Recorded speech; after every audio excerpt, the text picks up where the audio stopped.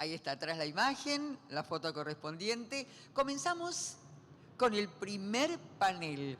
Panorama económico, producción, inflación, importaciones, competitividad.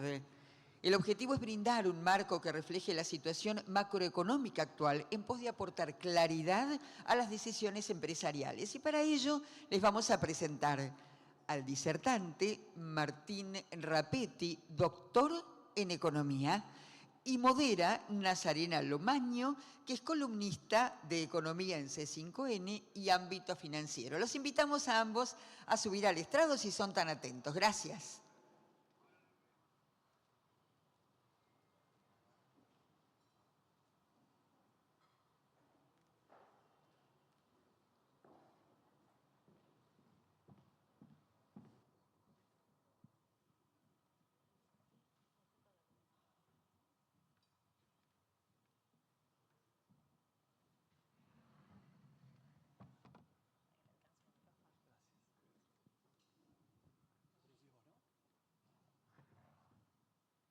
Ahora sí. Bueno, muy buenas tardes a todos. Muchísimas gracias por estar acá presente. Muchísimas gracias a WITBA, a DINRA, a Parques Industriales por la invitación. A todos por estar acá y a vos, Martín, también. No solamente te agradezco por tratar de saldar algunas inquietudes que esta periodista de pronto puede tener, sino que además también tratar de hacer lo mismo para aquellos que están acá, que son finalmente quienes toman decisiones, ¿no?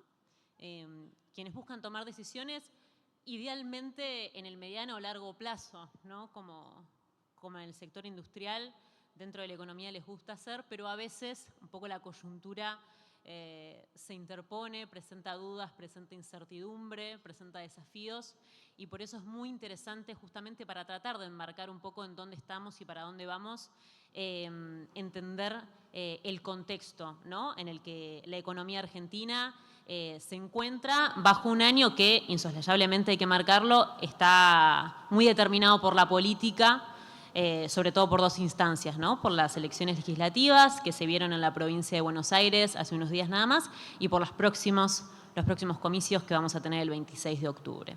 Así que dicho eso, entiendo que tenés una presentación para hacernos donde justamente nos vas a comentar e introducir un poco en todos estos temas que todos tenemos muchísimas ganas de escuchar, así que cuando quieras, en adelante.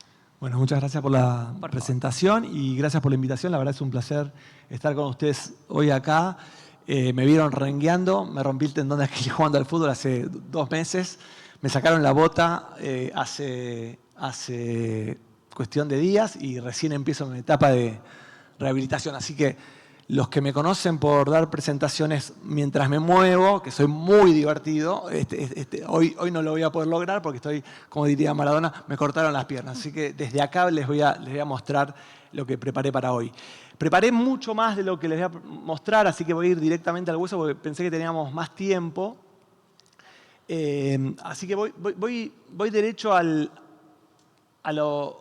cómo se, esta pregunta que seguramente nunca se hicieron, ¿no? Bueno, yo empezaría por acá. Esto que ven acá es... Nazarena, vos marcame el tiempo porque por Dale. ahí me voy. Esto que ven acá no es un electrocardiograma, no, es el tipo de cambio en términos reales, ese es el precio del dólar en moneda constante a lo largo de la historia, arranca en 1970 hasta hoy. Y acá estamos parados, bueno, no sé si se ve esto, no sé cómo es, pero bueno, hay el último dato, porque para esto necesitamos los datos de inflación, hoy sale el de agosto. Último dato, en realidad estamos un poquito más arriba, pero 1350. Fíjense, ¿por qué les quiero mostrar esto en perspectiva histórica? Porque el tipo de cambio está hoy en niveles históricamente bajos, algo que ustedes viven día a día en sus firmas. Las dos líneas horizontales muestran, uno, lo que el 1480 sería una estimación que hay que leer entre líneas, buceando en los staff reports del fondo, el fondo como un nivel de equilibrio. El 1650 es el promedio histórico, que es otra forma, después si quieren hablamos de esto, de aproximarse a lo que puede ser un nivel de equilibrio del tipo de cambio. O sea que el tipo de cambio está bajo, está por debajo del nivel de equilibrio. Fui a una conferencia, estaba Rapetti y dijo que estaba bajo. Bueno, no solo soy yo, sino que fíjense, este gráfico es el tipo de cambio ahora nominal. Fíjense, la liñita verde que iba suavecita era el crawl al 1%, liberan, estamos parados ahí arriba, que es el 1420 de ayer, que es el primer punto rojo. Y fíjense, tenemos los contratos de dólar futuro, puntitos rojos, contrato y el dólar implícito que hay, que son los puntos negros, que hay en las letras en pesos. O sea, tasa más el tipo de cambio actual te da ese dólar futuro. O sea, el mercado, ¿no, Martín Rapetti? El mercado pareciera creer, por estos precios que están valuando los activos hoy, que después de las elecciones, que es la línea vertical punteada, las bandas desaparecen o dejan de ser operativas. Veamos el gráfico de ahí a la izquierda, pobre Nazarena va a quedar con tortícolis. En este gráfico de la izquierda tienen el valor del techo de la banda hoy, 1468, y el de diciembre del 26, que es 1704. Ahora bien, esto no contabiliza la inflación que va a haber de acá hasta diciembre del año que viene. Si tomamos las expectativas inflacionarias que releva el Banco Central, el famoso REM, y ajustamos por esa inflación, tenemos la banda, el techo de la banda, en rojo, ajustado por inflación. Y tenemos el último dato del tipo de cambio hoy, o sea, 1422, y fíjense que para julio del año que viene, el techo de la banda coincide básicamente con el valor del dólar hoy. Vale decir, ¿qué quiero mostrarles con este gráfico? Que el mercado está razonando con algún criterio. Estoy en este valor muy cercano al techo de la banda y la única forma de que las bandas sobrevivan es que de acá en adelante haya una apreciación real de equilibrio. O sea, vale decir que la moneda, por las buenas razones, el peso se fortalezca. Es difícil pensar que eso ocurre con un Banco Central que tiene muy pocas reservas y donde hay... A ver si tengo alguno... Voy para atrás un segundito. Es difícil pensarlo con, por ejemplo... me pasé... ¿Dónde está esto? Acá, fíjense lo que está comprando de dólares el sector privado. Las personas, una vez que levantan el cepo, esta es la formación de activos, la compra de dólares de las personas, no de las empresas todavía, porque están vedadas todavía tienen cepo, ustedes lo saben bien. Fíjense la cantidad de dólares que compran los argentinos y fíjense el brutal déficit de turismo que hay, medido en turistas que se van afuera versus los turistas que vienen. A último dato, julio, 7 millones de déficit de personas, o sea, viajaron 7.400.000 personas más afuera que las que entraron. Fíjense en el pico de turismo emisivo que tuvimos en el 2017-2018, que son las líneas rojas y verdes, que a esta fecha había 4 millones de déficit de personas, ¿no? Entonces, bueno, evidentemente aquí hay un tema. Bueno, entonces, ¿cómo sigue el dólar? Nosotros tenemos un par de escenarios que se los muestro acá. A ver, escenarios hay para todos los gustos. Hay un escenario que no lo voy a mostrar porque si hubiera venido por ahí un mes y medio antes se lo mostraba, que es el escenario donde las bandas sobrevivían, al menos, digamos, hasta la cosecha gruesa del 2026, que era un buen momento para salir a una flotación administrada. Tampoco les voy a mostrar podría construir un escenario de crisis. No tendría que aguzar la imaginación para construir ese escenario. En Argentina somos un país de mucha volatilidad y mucha incertidumbre, o sea, podríamos construir un escenario de crisis. Acá en realidad va a haber como dos escenarios en uno, que es, básicamente la historia es esta. Sobrevive la banda el techo de la banda y el sistema de bandas hasta las elecciones. Después de las elecciones vendría un abandono de las bandas, básicamente porque hoy está todo el mundo esperando que eso ocurra. El resultado de la provincia de Buenos Aires del domingo le crea más incertidumbre al programa económico. Entonces, en nuestro escenario, en este marco de incertidumbre, y por favor tómenlo con la mayor de las modestias que puedo hablar, o sea, no tengo la bola de cristal, es cómo uno imagina un escenario probable. Bueno, lo probable es que se tenga que abandonar el esquema de bandas.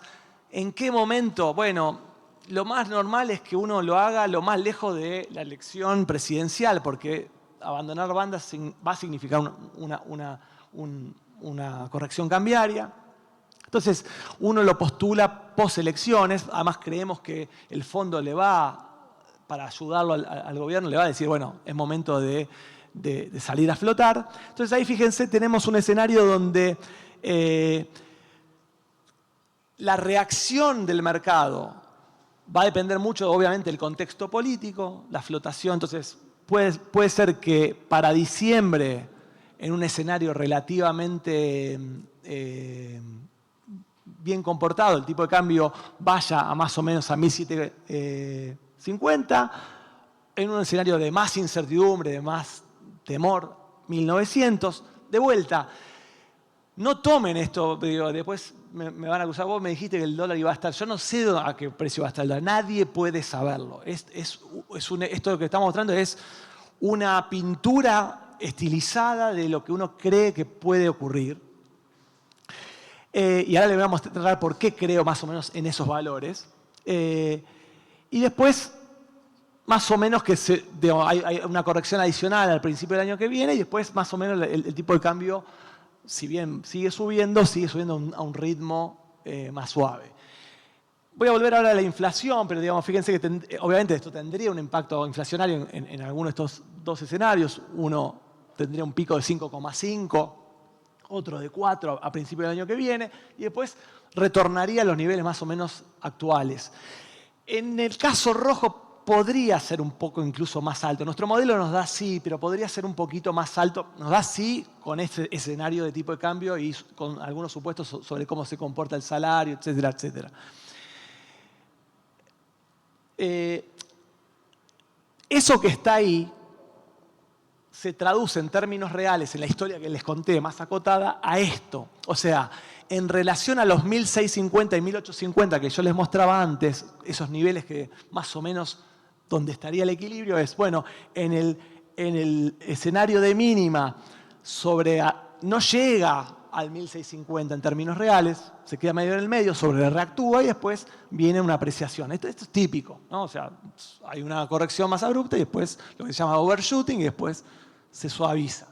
Entonces, converge en este contexto a el nivel que el fondo más o menos considera y es un precio más o menos razonable para que la economía genere los dólares suficientes que necesita para que el Banco Central acumule reservas, para que se puedan pagar a los acreedores, para que haya más estabilidad macroeconómica. Si la sobrereacción es mayor, tenemos que sobrepasa el valor. Fíjense que tampoco, no estamos diciendo una locura. Ustedes se asustaron seguro cuando dije 1900. No, 1900. Bueno, pero 1900, fíjense lo que fue la devaluación de principio del gobierno de Milei. A precios de hoy es 2015. Miren lo que fueron las crisis de Macri. Septiembre de 2018, casi 2000. La prepaso, casi 2000. ¿no? Entonces, no es el 1900 que le mostré no es una locura en términos reales. Es un poco por arriba de lo que es el promedio histórico. Obviamente, bueno, esta es la trayectoria del salario real en los dos escenarios. O sea, venimos de caída. Esta es la caída que probablemente le pegó a las elecciones del domingo, la de 1.720.000 pesos de salario registrado promedio a 1.640.000. La devaluación real tendría un impacto sobre el salario real. Obviamente acá es donde uno se empieza a preguntar sobre la sostenibilidad política y los problemas que puede tener esto. No es digamos, no es una situación fácil. Ya termino, NASA. Tranquilo, tranquilo. Y obviamente tendría una caída y después luego, como el overshooting hace el tipo de cambio real, el salario real hace lo mismo, pero para abajo y después recupera un poco. Pero obviamente queda en niveles bajos. Ustedes se pueden imaginar que en el PBI, en el nivel de actividad, esto va a tener un impacto obviamente recesivo. Sobre llovido mojado, no me van a invitar más, perdónenme, pero estoy haciendo el mejor trabajo, el más honesto que puedo. Siempre nuestro trabajo es honesto, el más profesional, el más riguroso que podemos hacer. La economía que empezó a caer, para la industria empieza a caer antes, pero, y además hay un artefacto medio estadístico, pero digamos, la economía que tocó ese pico de casi 100, esto es un índice, que vuelve casi al pico histórico del PBI, que empieza a caer en el segundo, digamos, desde fines, desde principio de año, básicamente tenemos una tendencia recesiva, se agudizaría, lo vamos a ver tiempo después en el tercer trimestre que estamos cursando, probablemente en el cuarto también. Habría una caída adicional en el primer trimestre del año que viene con este escenario y después vendría una suave recuperación, ¿no? O sea, podría obviamente ser un poco más lenta. Este es un poco el panorama y me parece que te dejé, NASA, bastante carne para la conversación. No, total. Yo ya venía con un montón de preguntas y ahora me sumás otro montón más. Pero voy a empezar un poco con lo que estabas mencionando hace un ratito. ¿Qué pasa con este tipo de cambio que vos estás mencionando? Recién lo mostrabas en términos históricos para entender si era un tipo de cambio alto, si era un tipo de cambio bajo. Para la industria, ¿es un tipo de cambio aún corregido en los últimos días que favorece a la industria o todavía sigue estando apreciado para el sector? A ver, ustedes lo saben mejor que yo, no es la única variable relevante, ni mucho menos. O sea, ustedes tienen una agenda muy lógica respecto a la carga tributaria, a temas de agenda laboral, ¿no? Pero dado eso, no es lo mismo. O sea, con el esquema tributario actual, con el esquema regulatorio actual, no es lo mismo para la industria, que lógicamente compite con la producción internacional, competir con un tipo de cambio más alto que con un tipo de cambio más bajo. Con un tipo de cambio más bajo y apertura es mucho más complejo. Obviamente, esto tiene un lado negativo, porque en el corto plazo vos vas a tener un impulso recesivo sobre la economía y, digamos, depende de la canasta de comercio de ustedes, de la industria en general, cuánto es mercado interno, cuánto es mercado externo. La torta interna se va a achicar, pero la presión importadora va a ser menos asfixiante que ahora. Entonces, en el corto plazo, el efecto es mixto, de preservarse un tipo de cambio más alto, eso con recuperación económica le va a dar más oxígeno, dado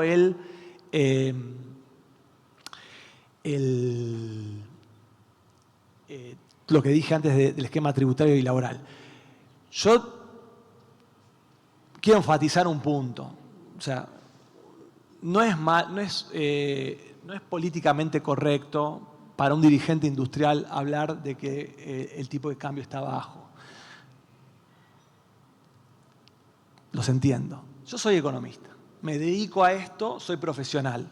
Déjenme decirlo, no se pongan nerviosos. El tipo de cambio está bajo y Argentina, para que pueda crecer, no va a crecer solo con minería y con energía. Argentina, lamentablemente, para mí es algo positivo, está condenada a tener un sector productivo diversificado. Argentina, o sea, no es un discurso antiminero ni anti-energía. Estoy recontra feliz de que tengamos esas avenidas de desarrollo. O sea, soy pro minería, pro energía, pero soy realista. Lo que digo es, aún en el escenario más optimista para el flujo de exportaciones mineras y de energía.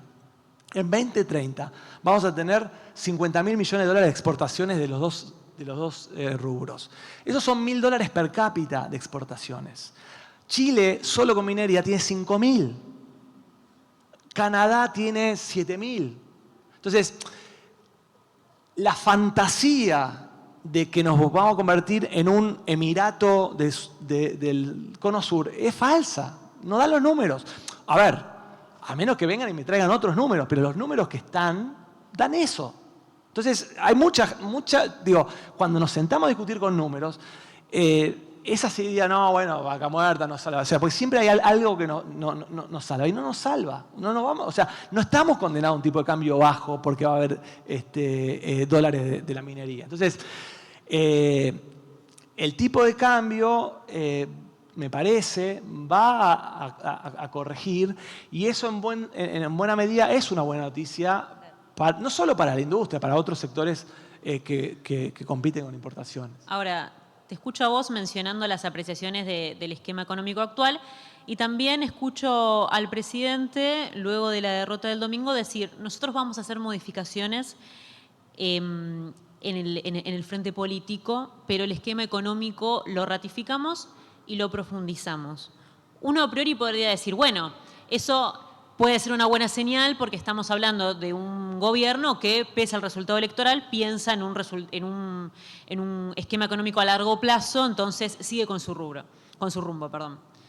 Pero dadas las cosas que vos estás marcando, ¿necesariamente el hecho de ratificar tu esquema económico y profundizarlo puede ser una buena señal?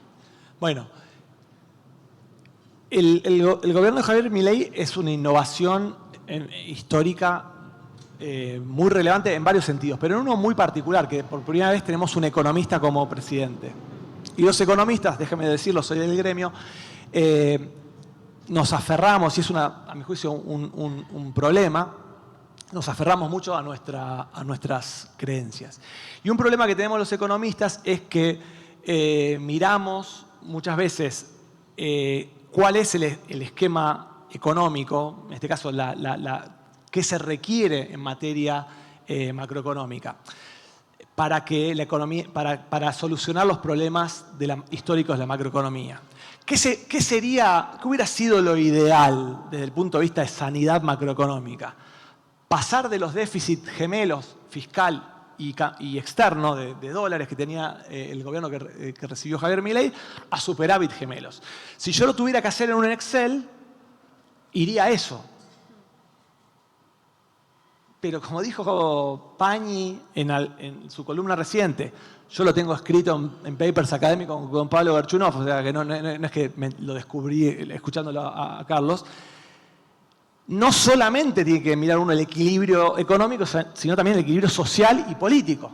O sea, el gobierno, me parece que uno de los mensajes de la elección de la provincia de Buenos Aires puede ser, armamos mal políticamente, puede ser, pero me parece que hay un componente económico también en el voto. O sea, si vos no llegás a fin de mes, por ahí no te voto. Entonces, yo creo que ahí hay un problema. Hay un problema pero que lo ve el mercado también, porque el mercado dice, vos me ratificás el rumbo económico, fenómeno, me quedo tranquilo, vas a mantener la sanidad fiscal, buen punto, me quedo tranquilo. Pero me estás diciendo que vas a mantener las bandas. ¿Cómo vas a mantener las bandas? Tenés el tipo de cambio pegado en el techo. Y si se te pone en el techo, ¿qué vas a hacer? Vas a tener que vender. O sea, que el Banco Central va a vender dólares. Y si vende dólares, el Banco Central se queda sin dólares. Ya está vendiendo el tesoro. Esos dólares que tenía el tesoro a mí me daban tranquilidad porque me decían que con esa cuenta me ibas a pagar los vencimientos de enero. Ahora tenés menos dólares, ¿me vas a pagar? ¿Por qué subió el riesgo país a 1.100? Porque por varios motivos, pero uno es, ¿cómo sé que vas a tener los dólares para pagarme? El otro es, ¿qué pasa si se cae el apoyo popular? O sea, cómo gobierna, cómo pasan las reformas, todo lo que queremos, dice el mercado, que vos hagas si no tenés el apoyo popular. Entonces, no digo que sea fácil, no es una crítica al gobierno, o sea, oh, mira que son tontos. No estoy diciendo eso. Estoy diciendo que es un cuadro complicado porque profundizar, decir, mantengo el programa económico, no me queda claro que despeje las dudas de los mercados, porque tengo los dos problemas, lo de los dólares y lo de la sostenibilidad política y social del esquema, ¿no? Esto yo lo mencionaba y súper a título personal, por fuera del panel, decía que, porque vos recién mencionabas el tema de que ahora están usando los dólares del Tesoro, cuando se terminen esos dólares posiblemente tengan que utilizar los dólares del Fondo Monetario. El Fondo Monetario hace unas horas ratificó la continuidad del programa económico, después de estar una semana sin emitir palabra, ¿no? Al respecto de la venta de dólares por parte del Tesoro Nacional. Y uno ve que tanto en el gobierno de Mauricio Macri como en el de Alberto Fernández y ahora el de Javier Milei, pareciera que el Fondo Monetario por ahí impone los objetivos políticos por sobre los errores económicos de cada gestión. ¿Cómo se da esta pulseada entre la plata que le pone el Fondo Monetario Internacional a la Argentina en este caso para tratar de resolver sus problemas financieros y los objetivos en clave política que pueda tener el propio Fondo Monetario? Acá había dos objetivos en pugna. Uno era la desinflación y otro era la acumulación de reservas.